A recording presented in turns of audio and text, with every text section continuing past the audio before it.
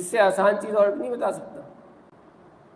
अब सूरह फलक नास सारी चीज़ें पढ़ रहे हैं और चले किए में बात तो ऐसे हैं जो हिज़्बुल बहर भी पढ़ रहे हैं, उसके अलावा फलक नाज भी पढ़ रहे हैं, उसके अलावा सूरह कौसर भी पढ़ रहे हैं, सारी चीज़ें पढ़ रहे हैं। और फिर ईमान की कमज़ोरी का हाल ये है कि जनाब कोई बंदिश रुकावट तो नहीं हो गई। अब उसकी मईशत क्या, उसकी उस मर्ज़ी क्या है ये नहीं सोचेंगे, उसने तकदीर में क्या लिखा है ये नहीं सोचेंगे। जहन में छुटते ही क्या सवाल आएगा कि बंदिश।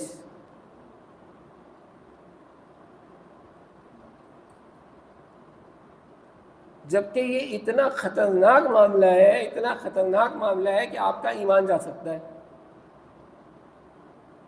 आप ईमान से फारिग हो सकते हैं।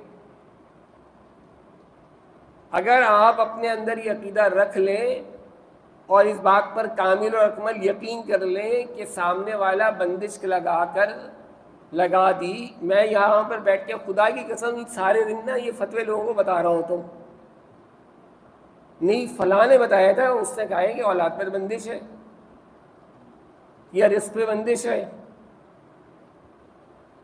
और भाई रिस्क देने वाली ज़ात तो वो है, उसने वादा किया है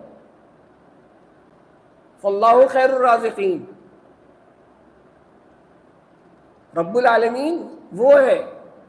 तो उसका दावा सच्चा होगा या इस आमिल का दावा सच्चा होगा? अपने ईमान को तो देखो कहाँ पहुंचे हैं। तो अब ये ईमान जाने का खतरा हो गया या नहीं हो गया कि तुम्हें अल्लाह तो रिज़्क़ देना चाह रहा है, लेकिन किसी बंदे ने बंदिश लगा दी, तो तुमने उस बंदे को अल्लाह के मुकाबिल खड़ा कर दिया ही नहीं कर दिया? तो अब ये तुमने शिर्क कर दिया ही नहीं कर दिया? वैसे तो तुम बड़े बड़े छोटे मामलों में शिर्क बिद्दत करते रहते हो, और ये जो इतने बड़ा बड़ा शिर्क लेकर आ जाते हो। अब अल्लाह तो औलाद देना चाह रहा है, लेकिन किसी ने बंदिश लगा दी। अब मैं उसको लाख बता दूं मेडिकली पॉइंट ऑफ व्यू से कि भाई तुम्हारे साथ मसला ये नहीं है, बल्कि तुम्हारी बीवी के साथ ये मसला है, तुम्हारे साथ ये मसला है कि अगर तुम्हारे स्पर्म्स काउंट पूरे भी हों तो उसके अंदर स्पर्म्स की क्वालिटी अच्छी नहीं है, उसकी हेड में या टेल के अंदर प्रॉब्लम होती है। जब टेल में प्रॉब्लम होगी तो वो उतनी स्पीड के साथ ट्रैवल नहीं करेगा। अब ये मेडिकल चीज़ें हैं जो हर बंदा नहीं जानता, और ख़ास तौर से जो आमिल बैठा है वो तो जानता ही नहीं है।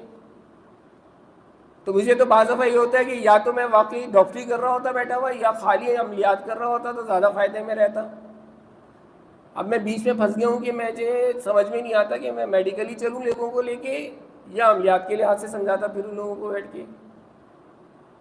तो मर्दों के साथ तो ये मोटिलिटी का प्रॉब्लम आ जाता है। सेकेंडली क्या हो जाता है कि अगर ख़वातीन के साथ है तो फॉलिकल्स का प्रॉब्लम होता है कि हार्मोनल डिसऑर्डरनेस होगा, तो उनके फॉलिकल्स जो हैं उनकी क्वालिटी अच्छी नहीं होगी। जब फॉलिकल्स की क्वालिटी अच्छी नहीं होगी तो वो ज़िंदगी भर कंसीव नहीं कर सकती। अब तुम कहते रहोगे जी बंदिश कर दी किसी ने।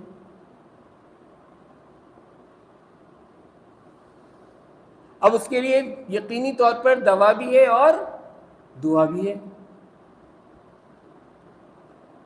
बाकी उससे लड़ नहीं सकते अगर वो ना देना चाहे तो। तमाम चीज़ें सही होने के बावजूद, तमाम रिपोर्टें सही होने के बावजूद भी औलाद अगर नहीं हो रही तो तुम उससे लड़के ले सकते हो? जैसे तुमने बंदिश का इलाज करा लिया। अभी एक साहब लेकर आए किसी बच्चे, मेरा इम्तिहान ले रहे हैं, इम्तिहान लें, ये बच्चे को देख लें। अब बच्चे की उम्र कोई 17-18 साल की होगी। मैंने क्या मसला है, मसला बताएं। नहीं आप हिसाब लगाएं, आप देखें, बच्चे को देख लें। अच्छा मेरा इम्तिहान ले रहे हैं तो ठीक है। देखने के बाद मैंने बोला, मैंने कहा कोई भी मसला नहीं है, इसको साइनस का प्रॉब्लम है, नस्ले की वजह से इसका बलगम हलक में गिरता है, उसकी वजह से इसका पेट में ही ख़राब रहता है। अब वो शक्ल देख रहे हैं। बच्चे ने कहा हाँ मेरे सर में भी हर वक्त दर्द रहता है और मेरा पेट भी हर वक्त ख़राब रहता है। तो क्या हम तो जिस मौलवी के पास गया उस मौलवी ने कहा इसके ऊपर असरात हैं, या पहले आदमी जिसने बोला कि जी इसके साथ ये मसला है। तो मैंने कहा भाई मैं क्या करूँ, मेरे हिसाब में कोई असरात नहीं आ रहे थे, बीमारी आ रही थी। जब बीमारी आ रही थी, जब गौर से इसकी शक्ल देखी, अभी पूछ लो देते इससे बता देगा खुद बच्चा कि कौन सी नाक का नतना बंद है। एलोपैथिक के पास जाओगे, वो डीएनएस ऑपरेशन करेगा, थोड़े अर्से बाद नाक की हड्डी फिर बढ़ जाएगी, होम्योपैथिक ट्रीटमेंट कराते रहोगे, 4 से 6 महीने में बच्चा ठीक हो जाएगा। तो अब ये हाल हमारे ईमान का हो गया है।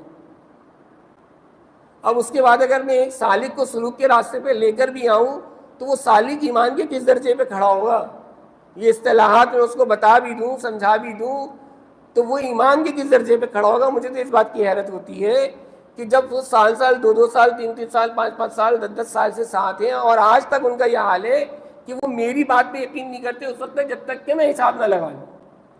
नहीं, आप चेक कर लें। हाँ, मैं कह रहा हूं भाई, मैंने देख लिया एक आदमी को 32 साल हो गए करते हुए इलाज, वो शक्ल देख के उसको अंदाजा हो जाता है, उसके बाद उसको वो कह रहे हैं कि नहीं हिसाब लगा ले। भाई कौन सा हिसाब लगा लूं मैं?